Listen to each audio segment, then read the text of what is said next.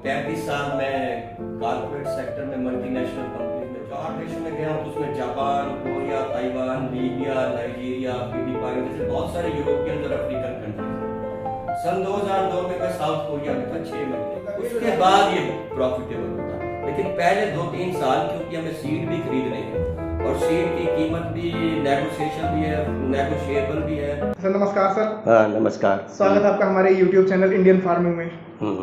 Sir आप हमारे दर्शकों को एक अपना छोटा सा परिचय दे दीजिए। तो मेरा नाम रमेश गेरा है जी। मेरी अभी 64 साल उम्र है। नोएडा का रहने वाला हूँ और वैसे मैं क्वालिफिकेशन में ग्रेजुएट इंजीनियर हूँ। NIT कुरुक्षेत्र का पास आउट हूँ। 1980 में मैंने पास किया था और 2008 में मैंने MBA भी कर लिया था। तो समय समय पर मैं और भी क्वालिफिकेशन ऐड करता रहा हूँ मैं। हाँ सर, जरूरत के हिसाब से जैसे भी। हाँ, तो 35 साल मैं कॉर्पोरेट सेक्टर में मल्टीनेशनल कंपनीज में जॉब में रहा हूँ। 2017 में मेरा रिटायरमेंट हो गया था और रिटायरमेंट के जस्ट बाद से मैं एडवांस फार्मिंग के कई मेरे सब्जेक्ट्स हैं मैं जिसमें कार्यरत हूँ। सर क्या क्या सब्जेक्ट्स हैं वैसे? हाँ, एक्चुअली ये आप देख रहे हो तो बेसिकली मेरे 4 सब्जेक्ट हैं, जैसे इंडोर सैफ्रॉन कल्टीवेशन है, advance hydroponic farming, poly house engineering और माइक्रो ग्रीन। ये मेरे 4 सब्जेक्ट हैं। सर तो आप सर अभी मल्टीनेशनल कंपनी से रिटायर होने के बाद फार्मिंग में आ गए। सर ये कब से कर रहे हैं आप?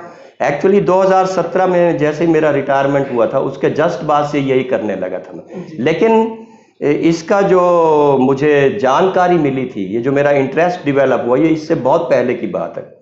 एक्चुअली मैं मल्टीनेशनल कंपनीज में सीनियर पोजीशन पर जॉब में रहा हूँ और मुझे बाहर देशों में बहुत घूमने का मौका मिला। तो मेरा नेचर ऑफ जॉब कुछ ऐसा ही था।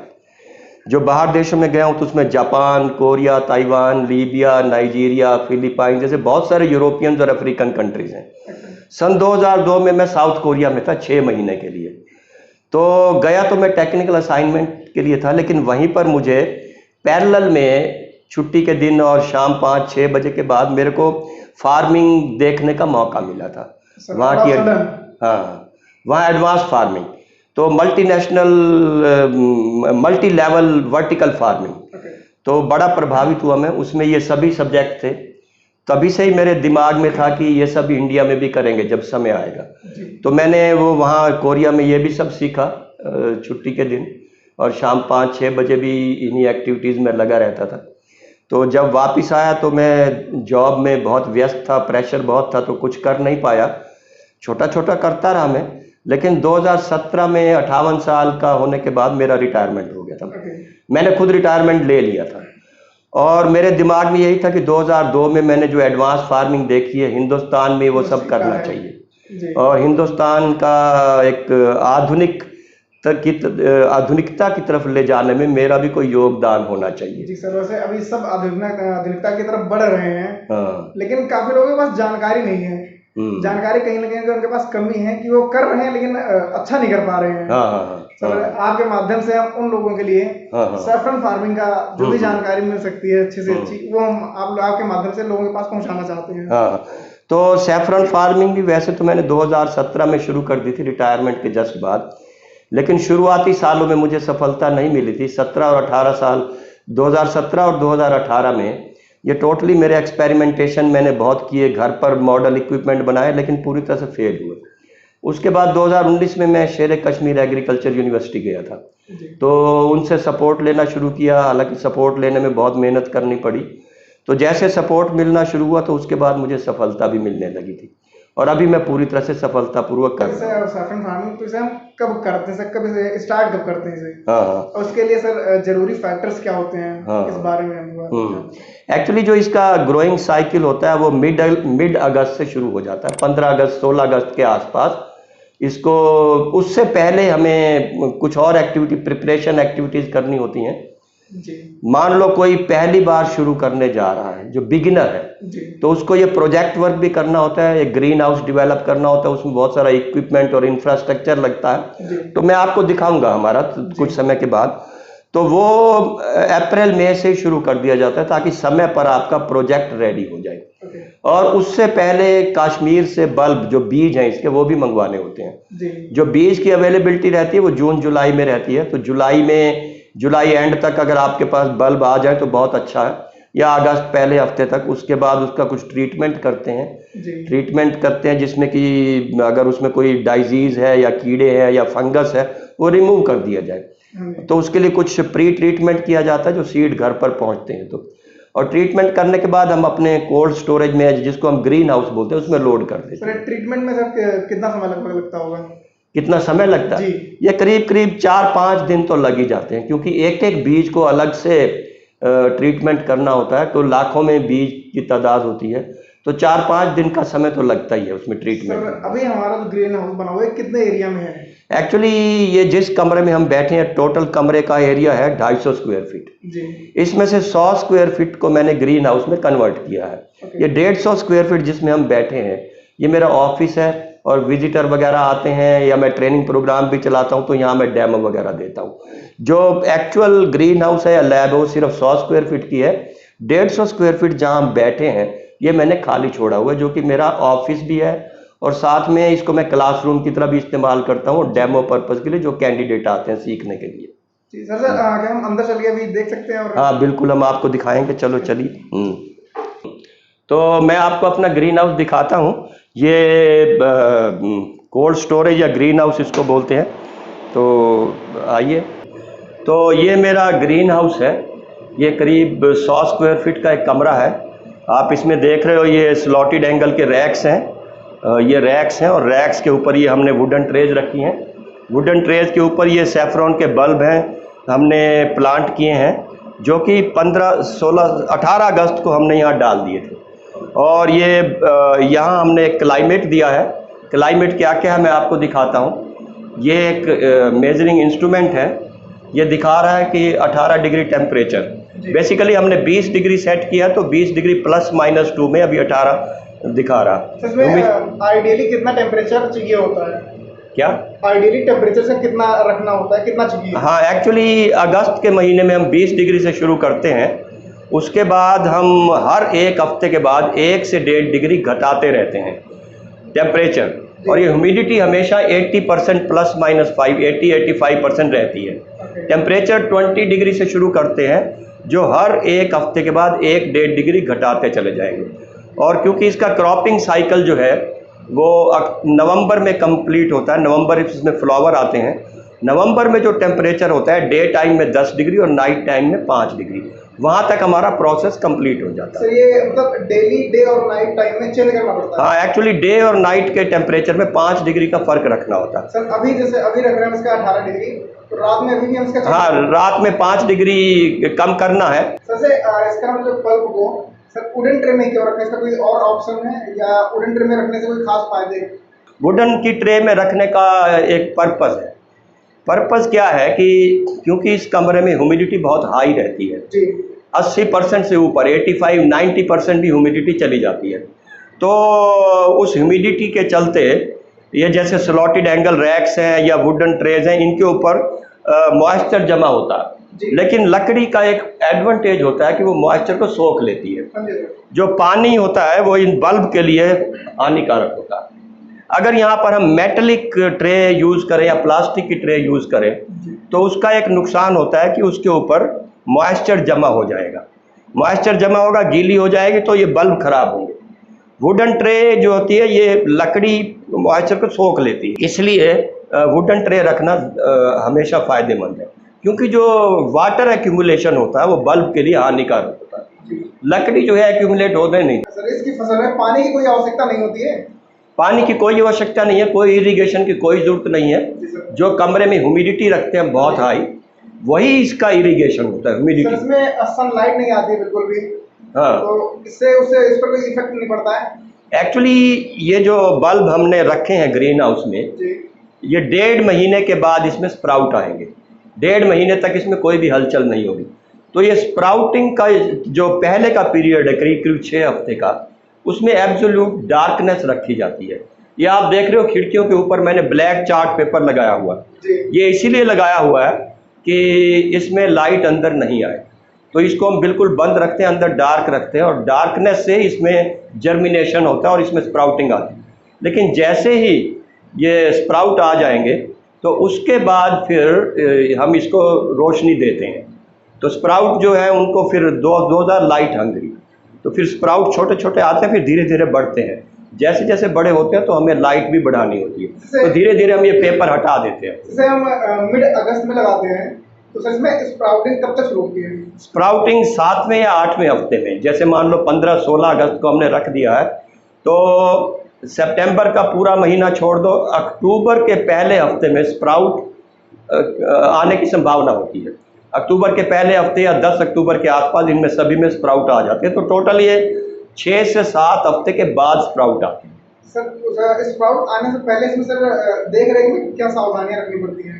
सावधानियां जो है, एक तो जैसे मैंने बताया है, सबसे बड़ी सावधानी कि दिन में हमें एक बार 10 मिनट के लिए दरवाज़ा जरूर खोलना होता है। 24 घंटे में दरवाज़ा खोलना इसलिए होता है कि क्योंकि ये 24 घंटे बंद रहता है, तो इसमें कार्बन डाइऑक्साइड या ऑक्सीजन का अनबैलेंस हो जाता है। तो हम 10 मिनट दरवाज़ा खोल के रखते हैं ताकि ताज़ी हवा अंदर आ जाए, अंदर की हवा बाहर चली जाए। उसमें क्या है, ये कार्बन डाइऑक्साइड और ऑक्सीजन ऑटोमेटिकली बैलेंस हो जाता है। एक तो ये सबसे बड़ी सावधानी है। और दूसरा, कहीं भी खिड़कियों से, ये जो स्प्राउटिंग से पहले का समय है 6 से 7 हफ्ते का, इस समय में कहीं से रोशनी अंदर नहीं आनी चाहिए। अभी हमने वो छत की लाइटें जला रखी हैं क्योंकि हम अंदर हैं दिखाने के लिए, नहीं तो ये लाइट भी हम बंद रखते हैं ताकि अंदर बिल्कुल एब्सोल्यूट डार्कनेस होनी चाहिए।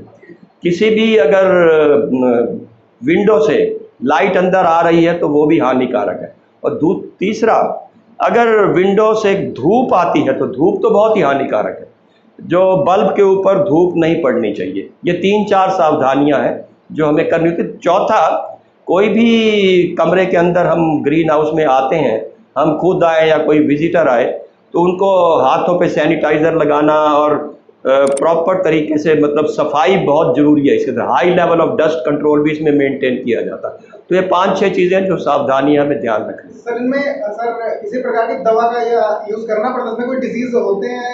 एक्चुअली इसमें ये जो हमारी टेक्निक है, ये इंडोर सैफरॉन कल्टीवेशन है, ये बिल्कुल इसमें जो ग्रोथ आती है बिल्कुल डाइजीज फ्री होती है। मैं आपको उसका कारण भी बता सकता हूँ। क्या है कि अगर ज़मीन में, खुले वातावरण में, हिंदुस्तान में अगर केसर कहीं ग्रो होता है तो सिर्फ कश्मीर में होता है। कश्मीर के बाहर खुले वातावरण में कहीं भी नहीं होता। और लेकिन खुले वातावरण के 2-3-4 नेगेटिव पॉइंट्स भी हैं। जैसे खुले वातावरण में क्लाइमेटिक फ्लक्चुएशन बहुत ज़्यादा होती हैं। कभी धूप निकल आई तो कभी बादल आ गए, तो कभी हवा तेज़ चल पड़ी, तो कभी बरसात शुरू हो गई। ये क्लाइमेटिक फ्लक्चुएशन होती। लेकिन बंद कमरे में कोई क्लाइमेटिक फ्लक्चुएशन नहीं होती। जो हम ये पैरामीटर वैल्यू सेट रखते हैं वो बेस्ट सूटेबल वैल्यू होती है।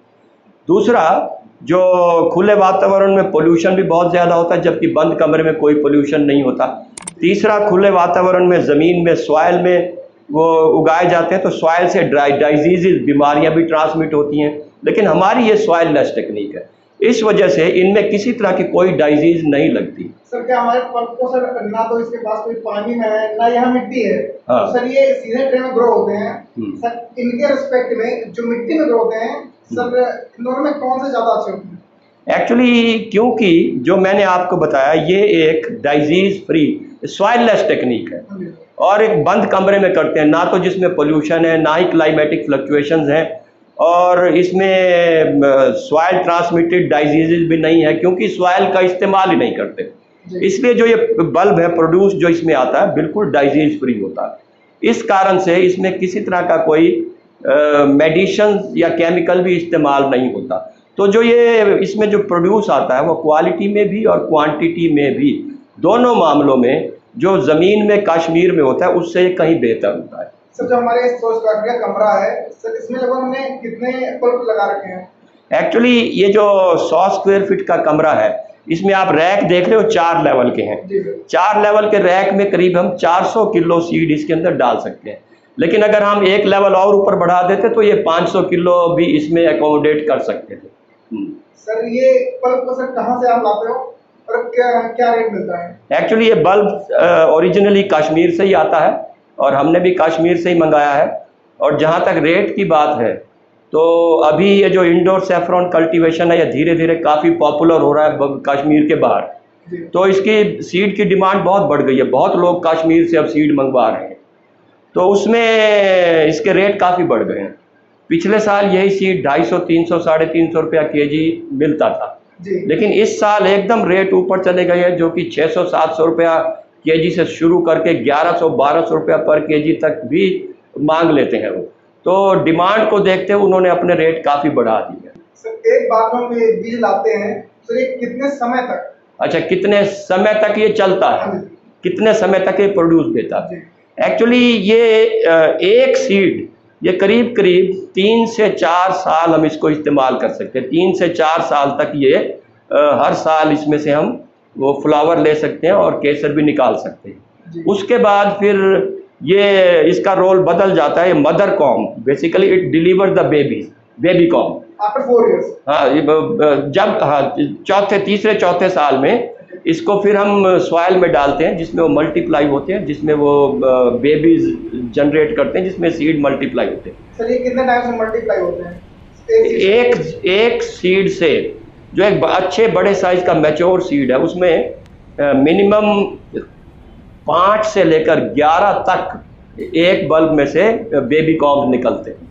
और उसमें सर जितने भी निकलते हैं वो सारे हम यूज कर लेते हैं या उसमें भी डिफेक्टिव होते हैं या कुछ छोड़ना होता है? एक्चुअली जो नए बेबीज जनरेट होते हैं फिर डिपेंड करता है, उसमें जो छोटे साइज के होते हैं 6 ग्राम या उससे कम के हैं, वो पहले साल यूजेबल नहीं होते, उनको फिर से वापस मिट्टी में डाल देते हैं और 1 साल में वो वेट गेन करते हैं।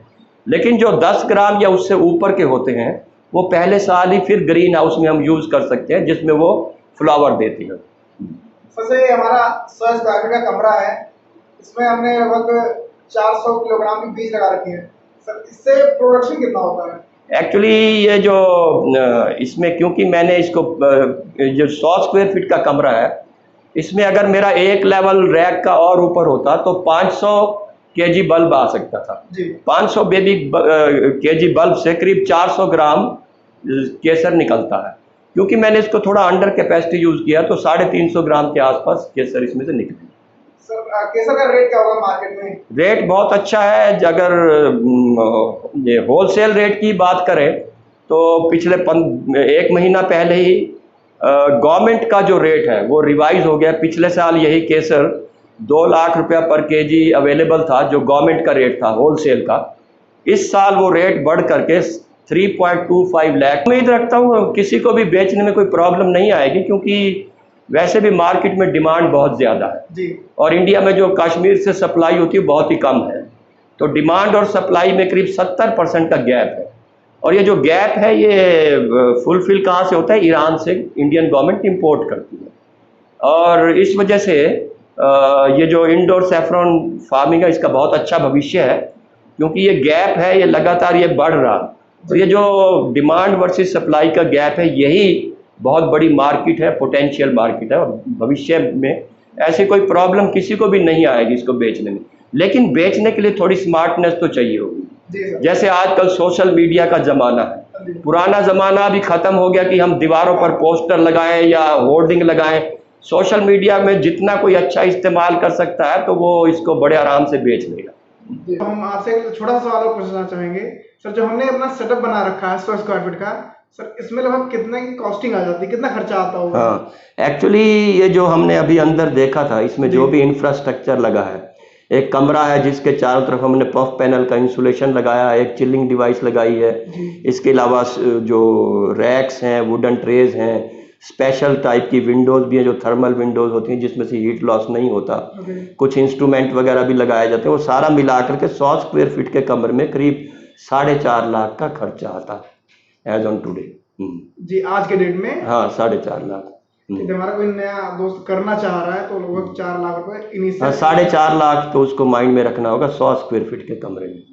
और सर अब ये सर इस कमरे में हम कब तक कर सकते हैं सर, कब तक के लिए सूटेबल है? ये तो 20 साल तक है, बहुत ही हाई क्वालिटी का ग्रीन हाउस है ये। हमने इसमें इसका जो प्रोजेक्ट वर्क किया, हमने कोई भी कंप्रोमाइज़ नहीं किया।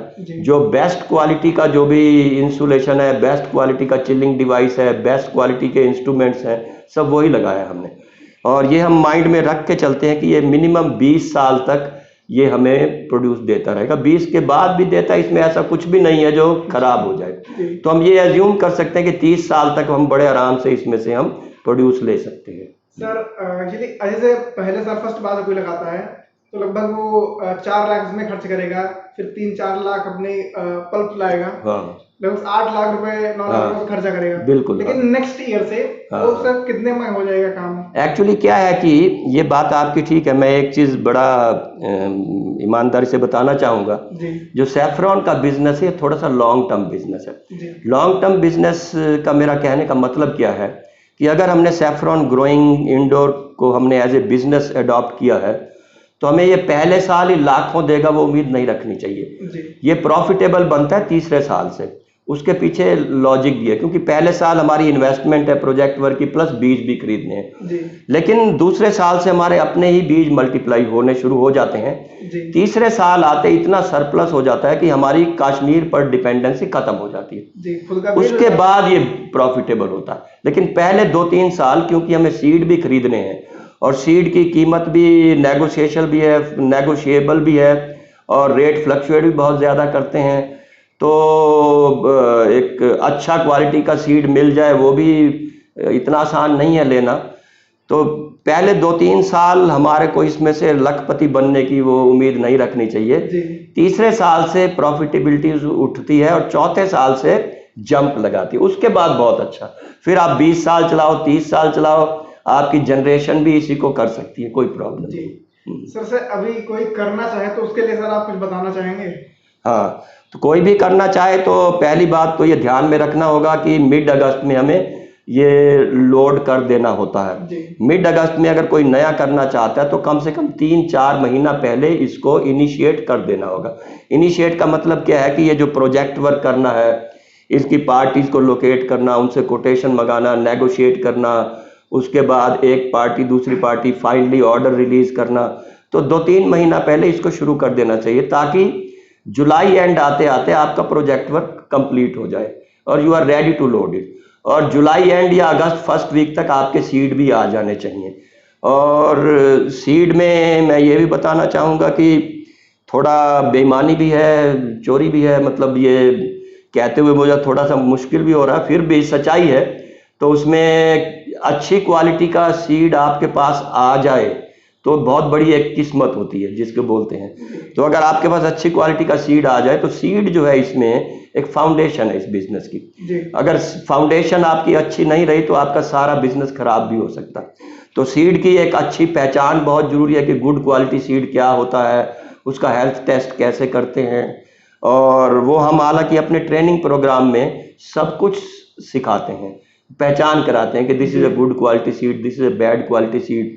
उसके बाद उनको ट्रांसपोर्टेशन कैसे करनी है, और जैसे ही आपके घर पहुंचते हैं तो पहला क्या स्टेप लेना है, दूसरा क्या लेना है, तीसरा क्या लेना है, हर चीज बहुत ही जरूरी है। और कहीं भी अगर हम डिसिप्लिन को मेंटेन नहीं करेंगे तो हमारे को बहुत बड़ा नुकसान भी हो सकता है इसमें। सर अगर कोई बंदा आपसे ट्रेनिंग के लिए जुड़ना चाहता है तो किस माध्यम से जुड़ सकता है?